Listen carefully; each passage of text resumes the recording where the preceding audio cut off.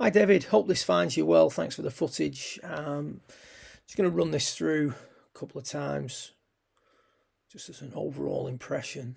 You mentioned in your email that you're trying to perfect a certain type of shot, which is understandable. You play a links course, greens are going to be quite firm most year round, lies are going to be relatively tight, which is a key thing to consider here when we get into things.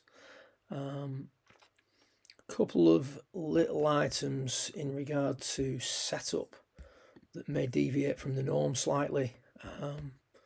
Don't really see any need to align the feet differently to the loft, so it doesn't look too bad on this one. However, that's because of the camera angle. Loft definitely pointing in this direction, so club face and stance, or stance open to the club face.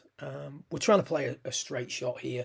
We don't want to be hitting it with a glancing blow. Personally, I prefer to see players chip from a squarer stance position. So that would be the first change I would make. I would also, and this is only a slight change, I would also narrow the width of the stance a little bit.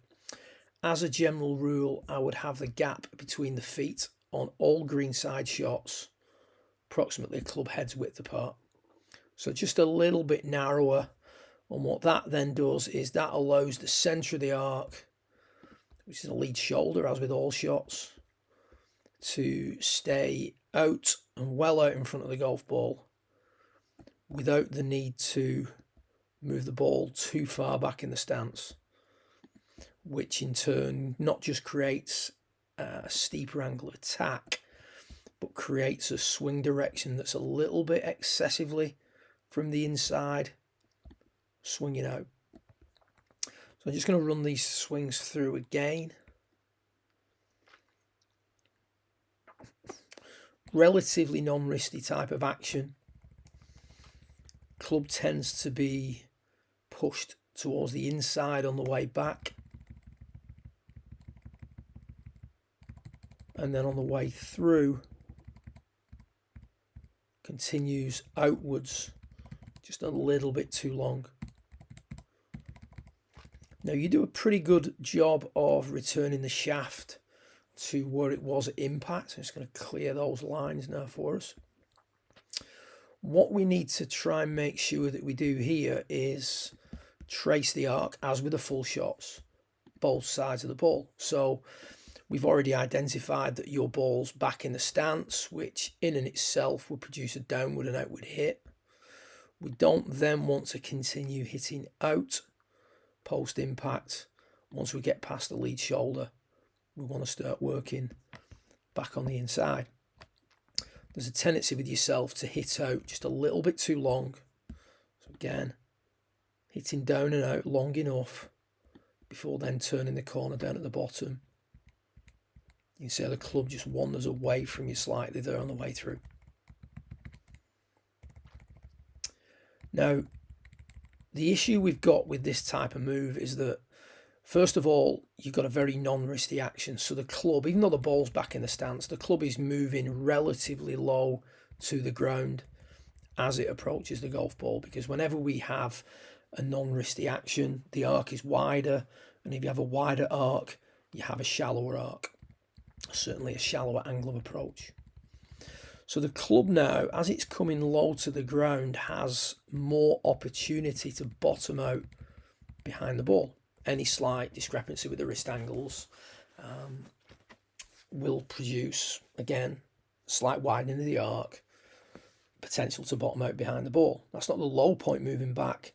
That's just this arc that you've created. So that's the yellow line, if you will, the radius of the swing getting slightly wider, which means the arc, as well as widening and shallowing, gets deeper. So therefore the entry into the ground is going to be slightly more behind the ball. If you then add to that a slight shift to the right in the swing's direction, now this is something that not enough people pay attention to. As you come through with shorter shots, the club is by default shallowing or coming in slightly lower to the ground than normal. We don't hinge the wrists as much. We don't transfer the weight as much. So even though we might feel like we're hitting down on a chip shot, we're still not hitting down excessively. Therefore, if we are now non-wristy, so we're adding to that, if you will, that widening of the arc or that shallowing of the arc, if we then move out to the right, we start to move the low point back. We start to shallow the arc even further. So now there's a situation where even though the weight is forward, even though the handle is forward, we can still hit the ground behind the ball. Now that's very evident on tighter lies. So as the lie gets tighter and more challenging, you will start to notice that that low point becomes more difficult to control. The low point control is exactly the same as when the ball's sat up on a little tufty lie. The difference is your strike needs to be a little bit more accurate.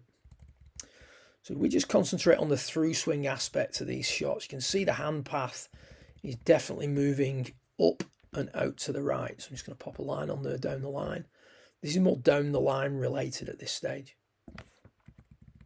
So that movement there, just away from you, hitting out for a little bit too long, which means we've got a wider, shallower arc that's being shallowed out further, and the low point starts to move back a little bit too much. So the feeling on the way through for you on these short shots as you start to develop this, I'm just going to get rid of those lines again. As we come through the golf ball, we have the ability to control the path of the hand. So I want you to concentrate on the sort of the way the hands orbit the body through the hit. Now, I'm just going to put this down on the floor for you now. So you can have hands that are swinging out to the right through the hit for a little bit too long, which is what we've got here. Certainly that period. After which the turn kicks in and you start to pull the hands inward. So we can have hands that are projected out to the right through the hit,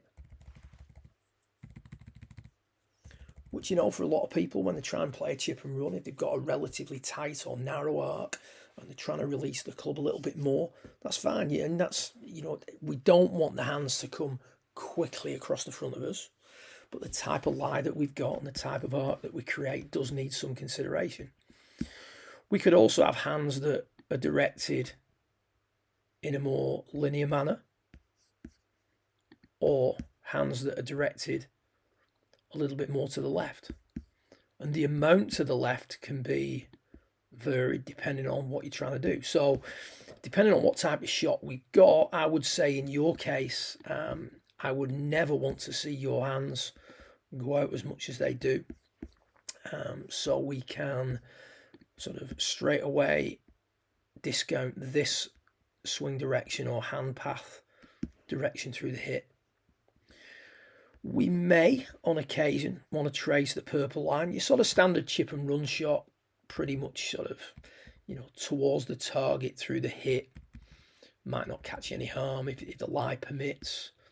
But you play a lot of links golf, so again, tight lies, probably not the best idea to trace that sort of hand path on the way through. When you're on a tight lie, when you've got a wide arc, when the club's moving in lower to the ground. So the two hand paths, or the type of hand path that you want to consider, are hand paths where the hands work inwards through the hit. Now that's an important distinction. I don't want you to pick the club up and chop across the golf ball. I want you to maneuver into the ball the normal way, but give some consideration to the path of the hands. And we want the path of your hands to be more inwards as you come through the ball. So the butt of the club at this point would be much more tight towards you, almost feeling like it's near your pocket. And that would encourage a slightly different move into it. But the main focus for you needs to be low and left with the hands as you come through. You don't necessarily need to change the ball position, not for the type of shot that you're trying to perfect. If you were going to play a higher, softer landing shot, then you would certainly look at having the ball less back in the stance, having the handle less forward. However, the move through the ball then would need to be even further left to keep the low point forward. So having the hands trace an inward path through the hit is a vital aspect of the chipping stroke for yourself. Have a play around with that. If you want to send me a little bit of footage across just to confirm that you're doing it correctly, feel free to do so. Enjoy the autumn. Hope the knee injury cures or heals up sooner rather than later, and you can get back out there. When you do get back out there hitting, please forward me some footage so we can have a little look. Make sure it's along the lines of what we discussed during your visit, and I look forward to watching things progress during the autumn and winter months.